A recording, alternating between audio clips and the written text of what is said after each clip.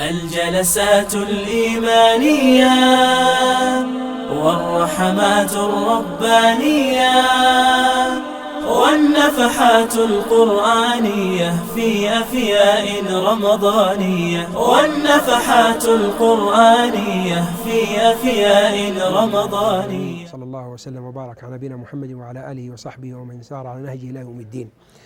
بادئ ذي بدء أهنئ نفسي وأهنئكم بشهر رمضان المبارك، وأسأل الله تعالى أن يعينني وإياكم فيه على الصيام والقيام وأعمال البر والإحسان. فرحة رمضان لا تعدلها فرحة، ولذلك فإن أيام رمضان أيام مباركة وسعيدة الكل يسعد بها والكل يستعد لها. يستعد لها أهل الصيام بالصيام والقيام وقراءة القرآن، يستعد لها أهل البر والإحسان بالعطاء والإنفاق في سبيل الله، يستعد لها حتى المتخاصمين والمتشاحنين بأن يزور بعضهم بعضا وأن يتفقد بعضهم أحوال بعض. لرمضان روعة وله بهجة وسرور وأنس، لكن للأسف هناك من يريد أن يسرق منا رمضان، هناك من يريد أن يذهب منا روعة رمضان، أن يذهب منا فرحة رمضان بسرق رمضان. أقولها بكل صراحة، سرقت منا صلاتنا إلا ما رحم الله، سرقت منا أعمالنا، سرقت منا أوقاتنا، فلا على الأقل أن تبقى لنا مواسم الخير فلا تسرق منا. أصبح رمضان كما هو موسم لتنافس البر والإحسان لمن وفقهم الله موضع تنافس الإفساد والعياذ بالله، ويتنافس الناس في ذلك من المفسدين لعلمهم أن هذه هي الأوقات الفاضلة، وأن هذه هي الأوقات التي تنزل فيها رحمات ربنا تبارك وتعالى، فيقبل الله توبة التائبين ويغفر الله للمستغفرين ويفتح الله أبواب الجنة للداخلين،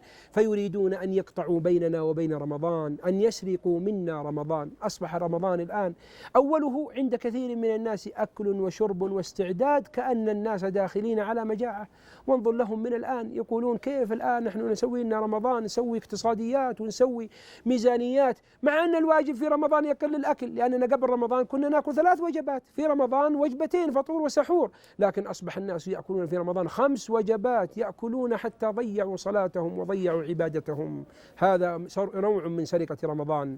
وهناك من يسرق رمضان لكثير من النساء خاصة في الأسواق، فأول رمضان يجهزون المطابخ والبيوت ويغيرون، وفي آخر رمضان موسم الإقبال على الله ينزل النساء إلى الأسواق فيضيعون 10 رمضان، يضيعونها في الأزياء والموديلات استعدادا للعيد، فذهب رمضان إلا ما رحم الله عند كثير من الناس. أخطر السارقين هذا الإعلام الفاجر الذي ينصب علينا في رمضان، وللعجب أنهم بعد رمضان يعيدون كل طول السنة ما قدموه في رمضان، كأن رمضان الوجبة الدسمة للإفساد والعياذ بالله. فأصبحنا نرى إفسادا في العقائد، إفسادا في الأخلاق، إفسادا للقيم، إفسادا لكل مناحي الحياة يصب كله في رمضان. وإني والله لا أعجب كيف يقول أن هناك مسلم ثم يقدم هذا الإفساد في رمضان. عجبت والله لمن يقدم الإفساد وهو صائم. تعرض بعض القنوات تلك الأفلام والفحش والمسلسلات، بل وحتى أغاني الرقص وبرامج الرقص والتعري، والناس صيام.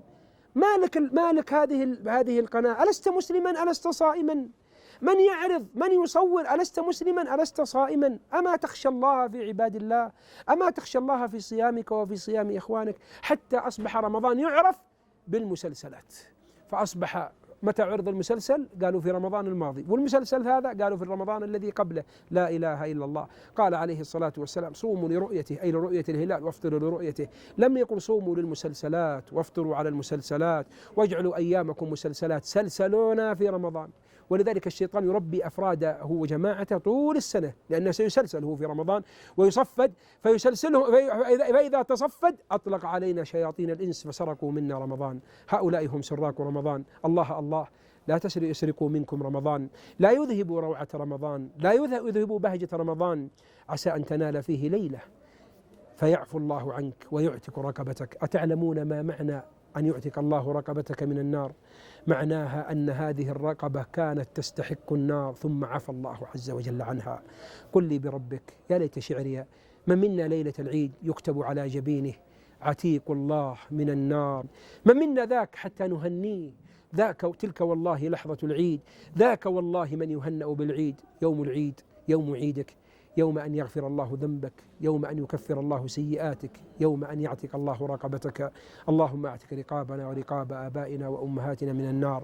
احذروا من سراق رمضان، لا يسرق منكم رمضان.